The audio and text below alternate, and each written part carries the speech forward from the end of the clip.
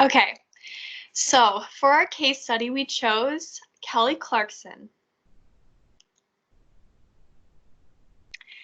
Some case history about Kelly Clarkson is that she's a 33-year-old who is right-handed and experienced TBI due to a motor vehicle accident. She was referred from her primary care physician to our brain injury clinic due to her decreased memory and concentration and presents with cognitive difficulties. More specifics about her motor vehicle accident include that she was rear-ended at a stoplight by a car going approximately 55 miles per hour. There were no airbags deployed and she was able to exit the car without any difficulties, but she believes that her head was hit on something.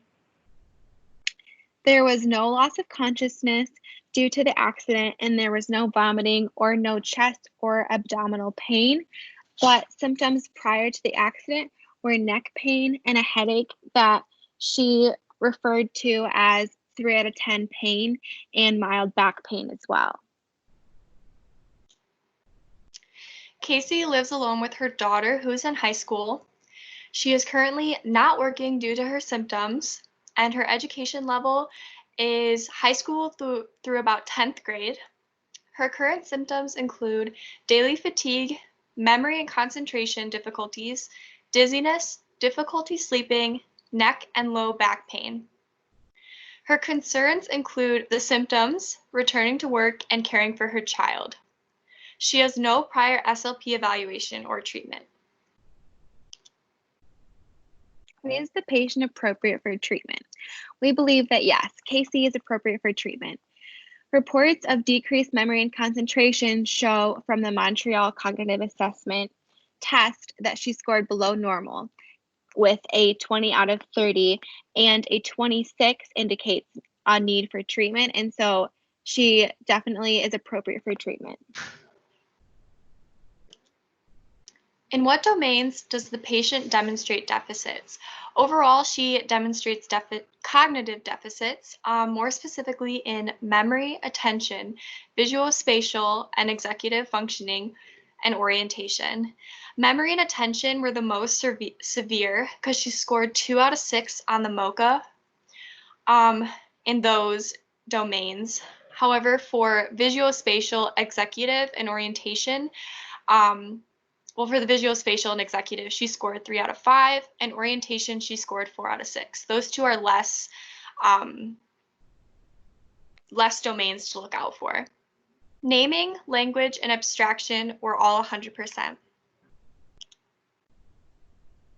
For additional testing we would do for Casey are the tests of everyday attention, specifically sustained and selective attention. We would also perform the Woodcock-Johnson test of cognitive abilities, specifically tests for memory of words, sentences, names, and names delayed. And these tests would really be specifically to find deficits that arise from memory and attention so that we know exactly what to target during therapy. What is the prognosis for improvement? We believe that Casey has a good prognosis due to motivation to improve and utilization of speech-language therapy. We think that her motivation will come from the need to take care of her daughter and her desire to get back to work. Any referrals you recommend? We recommend a physical therapist, occupational therapist, and primary care physician.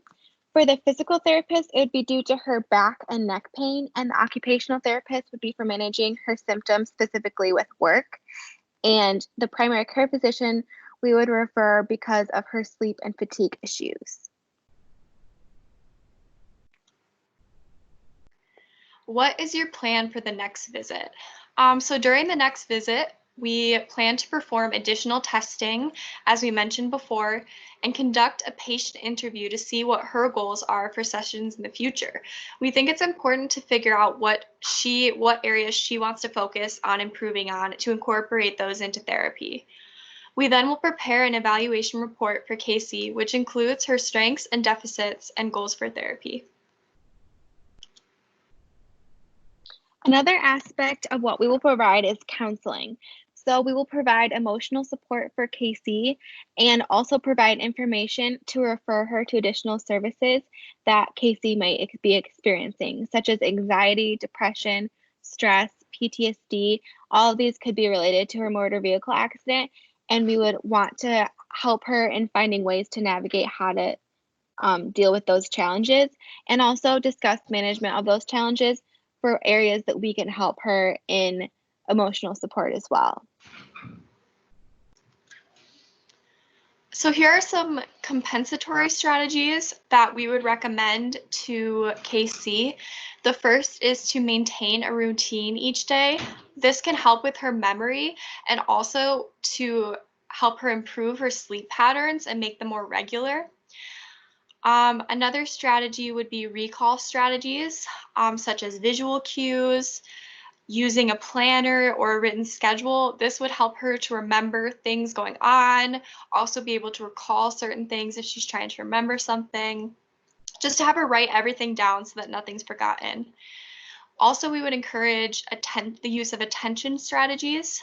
This would include removing distractions in the environment if she's trying to focus on a task, and then also breaking down larger tasks into smaller tasks so it's easier to take on. Some short-term goals we have for Casey would be the first is Casey will follow 3-step commands with 80% accuracy during structured tasks given one verbal, visual, or tactile cues. So for this goal, we are mainly targeting attention so that she is focused on these commands sequentially and performs them accurately. And it would also be memory as well, so that she's focused on it while also remembering what the commands are and how to perform them. And we would also want to make these commands as functional as possible, such as writing things down or pointing to things that she is familiar with, but also would need to use in a regular routine at her home or maybe at her work as well. And our second goal is that Casey will recall key information from given passages with 80% accuracy, given one verbal, visual, or tactile cues. So for this goal, we're going to present her with passages that are academically relevant for her. And so with her education level, we're going to present her with passages that she would be able to understand. And also so that we would ask her to present key information from those passages using her recall strategies from using memory techniques as well. Next, Casey will remain focused during a structured activity with daughter for 10 minutes with 80% accuracy given 2 verbal cues. So this would work on her attention, especially like focusing on an activity with her daughter. The activities can include like a game like Uno or like drawing, just to encourage her to focus on an activity with her daughter and not get distracted by other things.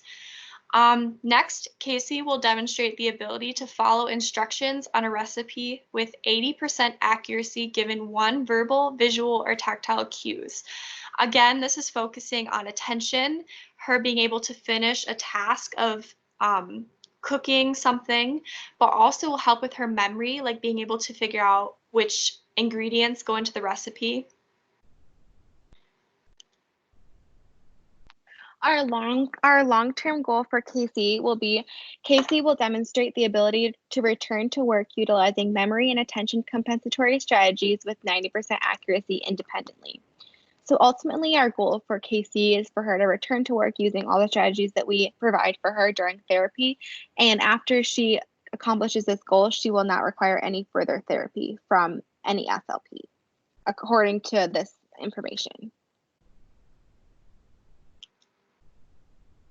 So in conclusion, Casey has a good prognosis for SLP therapy due to the nature of her TBI. We believe further testing of memory and attention is needed to determine what areas in those domains should be the focus. For example, for attention, we would focus on looking at whether sustained attention, selective attention. For memory, we would look at working memory, that kind of thing, to figure out which ones we should focus on in therapy. Next, an interview and an evaluation report will be conducted prior to therapy. This would help us figure out our goals and what we're going to focus on in therapy. Next, we will utilize counseling and compensatory strategies to improve areas of deficit. And finally, we believe that Casey will be able to get back to work and care for her daughter effectively after therapy. Thank you. Thank you. Also show the bibliography slide. Oh. There we go. Thank you. Thank you.